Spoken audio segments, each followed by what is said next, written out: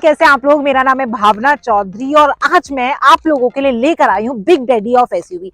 लेकिन आज मेरे पास बिग डैडी ऑफ एसयूवी का बेस वेरिएंट नहीं है, क्योंकि मैं आपको वैल्यू फॉर मनी वेरिएंट के बारे में नहीं बताने वाली हूँ। मेरे पास है महिंद्रा स्कॉर्पियो एन का टॉप वेरिएंट। और ना सिर्फ ये गाड़ी मेरे साथ आज फ्रेम में, बल्कि इसके ऑनर भी आज मेरे साथ में है। 13,000 किलोमीटर के आसपास वो इस गाड़ी को चला चुके हैं। 8 महीने पहले उन्होंने इसे परचेज किया था और आज अपने इस वीडियो में हम लोग उनसे जानने वाले हैं कि उनका 8 महीने का इस गाड़ी के साथ ऑनरशिप एक्सपीरियंस कैसा रहा।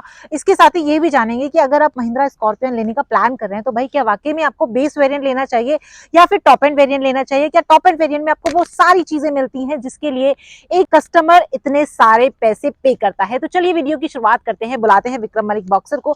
लेकिन उससे पहले अगर आप चैनल पर नए हैं तो चैनल सब्सक्राइब कर दीजिए ताकि आने वाले जो वीडियोस हैं वो आप लोगों से मिस ना हो जाए। तो विक्रम जी आ जाइए।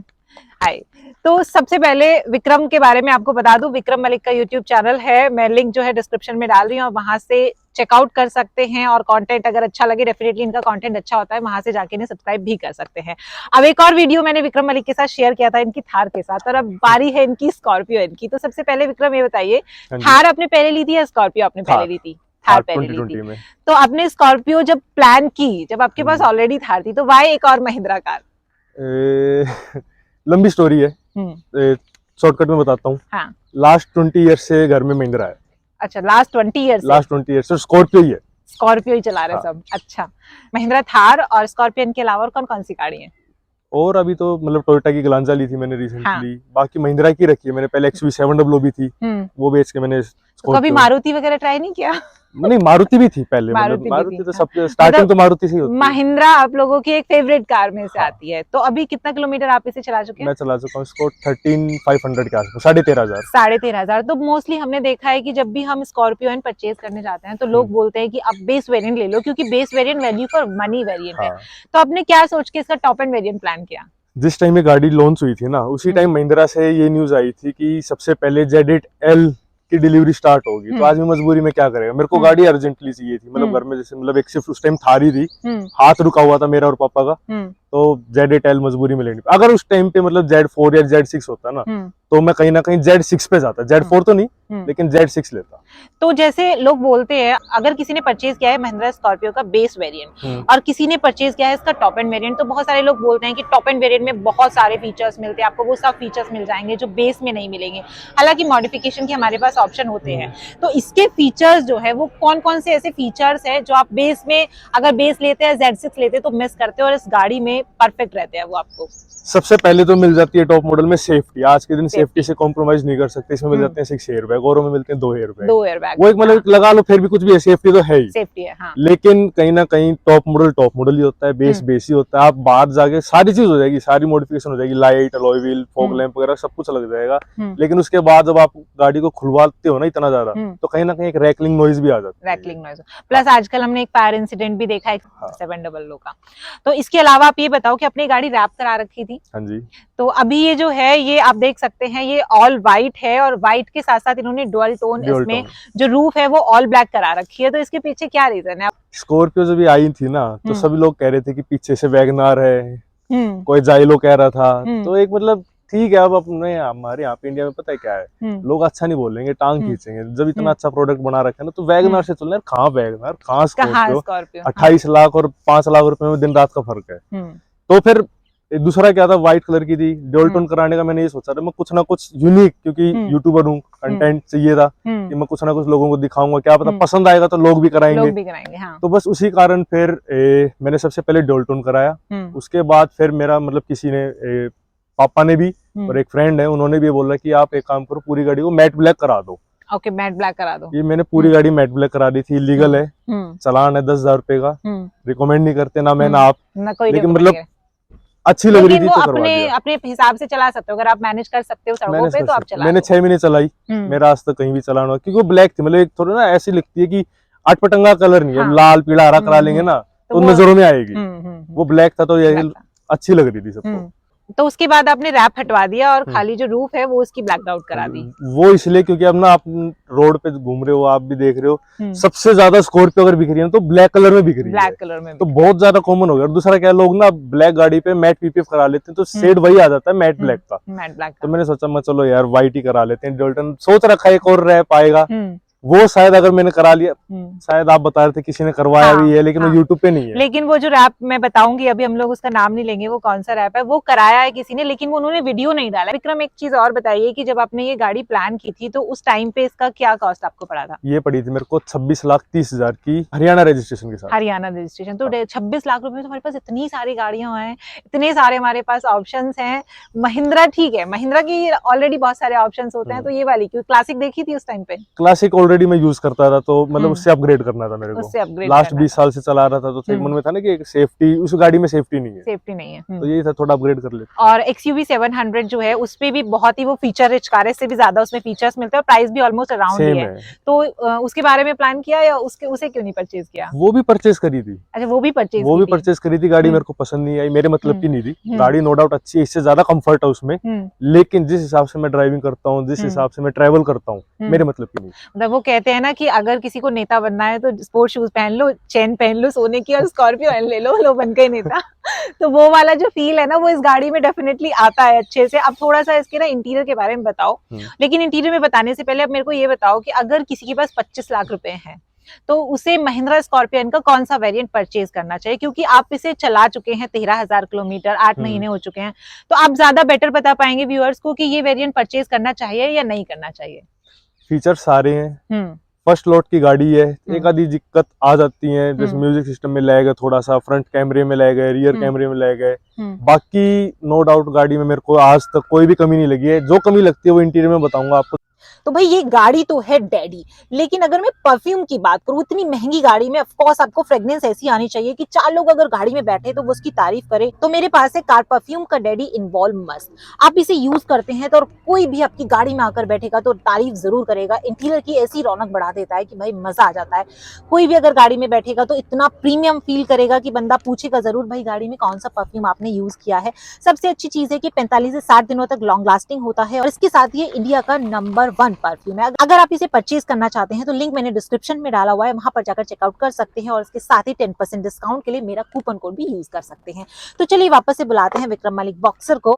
तो फिलहाल हमें महिंद्रा स्कॉर्पियो एन के इंटीरियर में, और विक्रम सबसे पहले इंटीरियर के कंफर्ट के बारे में बताइए व्यूअर्स को।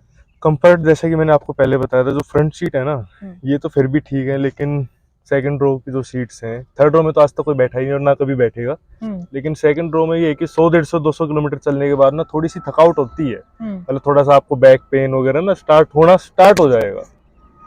बाकी फ्रंट सीट में ऐसा कुछ कोई दिक्कत नहीं, क्योंकि आधा ध्यान तो क्या है ड्राइविंग में ही रहता है, मजा भी आता है ना आगे बैठ के, मतलब एक आप स्टीयरिंग कमांड कर रहे हो, एक दूसरा आगे बैठा है, पीछे वाले वैसे ही बोर हो जाते हैं। और जो स्क्रीन है, इंफोटेनमेंट स्क्रीन है आपकी, जो कंट्रोल्स हैं, फीचर्स हैं, ये मतलब एक आधे तो फीचर्स ना मैं आपको दिखा देता हूँ, इतने वाहियात दे रखे हैं। जोमेटो वगैरह इसमें कौन मतलब क्या ऑर्डर करेगा, ये लो, ये महिंद्रा स्कॉर्पियन में जोमेटो दे रखा है। इसमें देख सकते हो आप, यहाँ पे ना जोमेटो हो गया, जस्ट डायल हो गया, मतलब वाहियात चीजें इतनी दे रखी है कि मतलब तो सही में वाहियात चीज है। जोमेटो से खाना कौन ऑर्डर करेगा? मतलब आप यकीन नहीं मानोगे, मेरे फोन में जोमेटो नहीं मिलेगा। स्कॉर्पियो ने इसीलिए दे दिया ना कि आपके फोन में नहीं है, तो चलो कोई नहीं, हमने प्रोवाइड करा दिया। और इसकी जो ड्राइविंग डायनामिक्स है, मतलब जैसे आपने बताया कि आपने हिल्स पे भी इसे काफी ड्राइव किया है, तो 13 साढ़े 13,000 के आसपास इसे चला चुकी हो, तो उसमें किस किस तरह के रास्ते थे? ऑफ रोडिंग भी की है कभी इससे? नहीं, ऑफ रोडिंग नहीं करी है, लेकिन अगर आप जैसे मनाली जा रहे हो, 12 लाचा तक गया था मैं, तो ऑफ रोडिंग तो आ ही जाती है, जो कि हर गाड़ी करती है, स्विफ्ट वगैरह भी करती है, लेकिन मतलब कि ये कहूंगा कि थकावट नहीं हुई मेरे को एज ए ड्राइवर, और कहीं भी गाड़ी को मतलब ये नहीं लगा कि ये नहीं जा पाएगी या नहीं कर पाएगी। और मतलब जो इसके डायनेमिक जैसे आप पूछ रहे हो कि ब्रेकिंग वगैरह, कॉर्नरिंग वगैरह, बॉडी रोल बिल्कुल भी है, थोड़े बहुत हैं क्योंकि लेदर ऑन फ्रेम ऐसी है, लेकिन कुल मिला के ना फार बेटर है जो स्कॉर्पियो क्लासिक। अगर कोई आपकी वीडियो देख के अगर ये सोच रहा है ना कि मैं स्कॉर्पियो क्लासिक में और स्कॉर्पियो एन में, तो जमीन आसमान का फर्क है। विक्रम, बहुत सारे लोगों ने क्या किया है कि जब स्कॉर्पियो क्लासिक आई और स्कॉर्पियो एन पहले आई तो लोगों ने बहुत ही जबरदस्त तरीके से बुक करा दिया, कुछ उन्हें परचेज भी कर लिया, लेकिन क्लासिक के बाद बहुत सारे लोगों ने स्कॉर्पियो एन की जो बुकिंग है वो कैंसिल करके क्लासिक पे स्विच किया। देखो, स्कॉर्पियो जानी जाती है ना तो क्लासिक, आज भी मतलब मेरे को इससे ज्यादा पसंद कहीं ना कहीं क्लासिक। उसमें टोरा भी है, बदमाशी भी है, सब कुछ है, वो एक इमोशन है, मतलब प्यार है, वो एक मतलब जो उससे जुड़ा हुआ है ना, वो उसको चीज समझ में आएगी। अब किसी और के हाथ में दे देंगे तो ये कहेगा कि हिल रही है। और इस गाड़ी में है, इस गाड़ी में कंफर्ट आपको मिलता है प्लस सेफ्टी। हाँ, बॉडी रोल है, लेकिन अब मतलब 90, 100, 110, 120 पे, लेकिन उतना महसूस नहीं होगा। आप 140 पे भी कट मार सकते हो। विक्रम जो है वो ड्रैग रेस बहुत ज्यादा करते हैं और मेरे को लगता है कम से कम 10 से 15 गाड़ियों के साथ इन्होंने महिंद्रा स्कॉर्पियन की ड्रैग रेस किया। विक्रम, कौन सी ऐसी गाड़ी रही है जो महिंद्रा स्कॉर्पियन को बीट कर पाई है? तो बीट तो सारी कर देती है इसको। सबने ही बीट कर दिया है। वेट ज्यादा है ना, कहीं मतलब ड्रैग रेस का तो पर्पस अगर आप देखोगे तो जितनी गाड़ी हल्की होगी उतनी कामयाब है, अगर उसके अंदर पावर ठीक ठाक है। आप ये यकीन नहीं मानोगे, मारुति की जो बलिनो आती है ना, इसमें 3 मोड आते हैं, जिप, जैप, जूम। मतलब जैप इसका नॉर्मल है, कंफर्ट, स्पोर्ट है इसका जूम, और जिप में मतलब को मतलब एक होती है जिसमें माइलेज निकलती है वो। जिप में मारुति बलिनो से हार गई। ये जिप मोड में मारुति बलिनो से ड्रैग रेस में हार गई। हाँ, मैंने उस पे डाल रखी है यूट्यूब पे। अच्छा। हकीकत में मतलब 90-100 पे वो क्रॉस कर गई थी। तो ये अंडर पावर है कहोगे आप इसे, या पावर लेट डिलीवरी कहोगे आप इसे, क्या जिप में इसकी पावर ये लगा लो है ही नहीं। जिप मोड वही आ गया ना, आपको पावर नहीं चाहिए, आपको माइलेज चाहिए। हाँ, जूम मोड में ये दिखेगी भी नहीं उसको। वैसे तो महिंद्रा स्कॉर्पियन के जो ऑनर है, डेफिनेटली उनके पास इतना ज्यादा पैसा होता है कि माइलेज के बारे में उनसे बात करने का कोई मतलब नहीं बनता है। लेकिन फिर भी इसके माइलेज के बारे में क्या बताओगे कि माइलेज इसका कितना? अभी ये क्लेम करती थी जो कंपनी उतना दे पा रही है उससे कम है। वैसे मैं डिस्प्ले में देख रही हूँ 10 दिखा रहा है मेरे को, 10.3। मेरे पास यही दे रहती है, मतलब लोकल में सिटी ड्राइविंग में, आपको ड्राइविंग पता है मैं तेज चलाता हूँ, मेरे को 9 से 11 तक की एवरेज मिल जाती है सिटी में। अगर आराम से चलाऊंगा बिल्कुल देखभाल के तो 12 तक 13 आ जाती है। अब विक्रम, अगर कोई ऐसी 2 चीज बतानी हो जो इसकी सबसे बड़ी नेगेटिव पॉइंट्स है तो वो कौन सी होंगी? सबसे बड़ी नेगेटिव मतलब यही कह सकता हूँ, जो मेरे को अंदर कंफर्ट नहीं मिलता बैठना। सीट कंफर्ट नहीं है। सीट कंफर्ट सबसे बड़ा, क्योंकि आदमी 26 लाख दे रहा है ना, तो कंफर्ट तो चाहिए, चाहे वो 10 लाख की गाड़ी हो, चाहे 25 की हो, चाहे 50 की हो। अगर आपको कंफर्ट ही नहीं मिल रहा है, आदमी एसयूवी लेता क्यों है? ट्रैवलिंग करने के लिए, ऑफ रोडिंग करने के लिए। 100 किलोमीटर पे कमर में दर्द कर देती है। तो सबसे बड़ा नेगेटिव तो मेरे को इसका यही लगता है। हाँ, और कुछ भी नहीं, मतलब कंफर्ट है गाड़ी में, भागती है, रुकती भी है, ब्रेकिंग पे मतलब कॉन्फिडेंस। आप चलाओगे ना इसको, एक बार तो आपको ये लगेगा कि क्या चला रहा हूँ मैं, थोड़ी सी बड़ी है, लेकिन उसके बाद जैसे ही आप 20-25 किलोमीटर चला लोगे ना, तो आपको पूरा कॉन्फिडेंस ही आएगा कि आपको पूरा बोनट दिख रहा है। सबसे मेन जो इसकी मतलब खासियत मैं कहूंगा कि मतलब किसी की हाइट भी कम है ना, तो वो भी मतलब आराम से चला लेगा, कोई भी दिक्कत नहीं है इस गाड़ी में। बोनट की विजिबिलिटी जो है वो अच्छी है। एक बहुत बड़ा सवाल है विक्रम कि महिंद्रा इस गाड़ी को बिग डैडी ऑफ एसयूवीज कहता है, फॉर्च्यूनर से इसका कंपेयर करता है, तो क्या वाकई में वो जो कंपेयर है वो वर्थ है या नहीं? नहीं वर्थ है, बिल्कुल भी नहीं। किस तरीके से वर्थ नहीं है? मतलब अगर आप साइज की बात करते हो तो साइज में तो फॉर्च्यूनर से बड़ी है ये। हाँ। ऊंची भी है, चौड़ी भी है, लेकिन लंबी नहीं है। लंबी अगर मैं बताऊं तो 6 इंच फॉर्च्यूनर इससे ज्यादा लंबी है। मैंने 6 इंच लंबी फॉर्च्यूनर है, मतलब ये यहाँ है तो फॉर्च्यूनर यहाँ आएगी।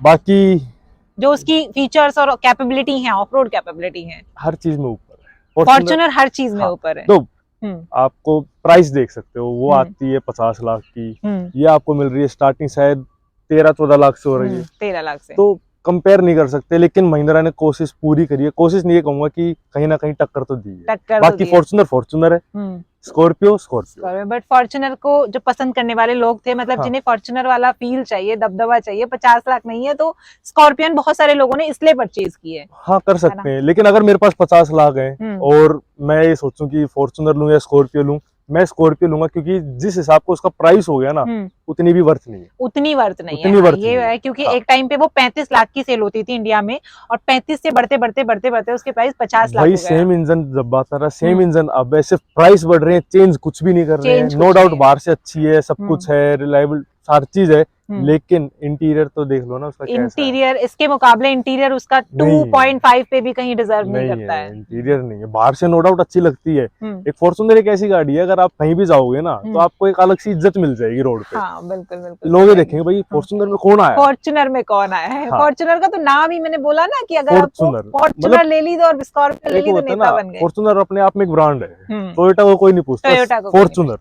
टोयोटा इंडिया में रुकी भी फॉर्च्यूनर की वजह से है। तो चलिए, हमने महिंद्रा स्कॉर्पियन का फॉर्च्यूनर से छोटा सा कंपैरिजन भी यहाँ पे कर लिया और आपको ऑनरशिप रिव्यू भी दे दिया। Thank you so much Vikram Malik कि आपने हमारे चैनल पर टाइम दिया। फिर से लेकर आएंगे आपके लिए एक नया वीडियो। अगर आपको इस तरह का कोई कंटेंट देखना है स्कॉर्पियन पर, थार पर, इनके चैनल को सब्सक्राइब कर सकते हैं। Thank you so much.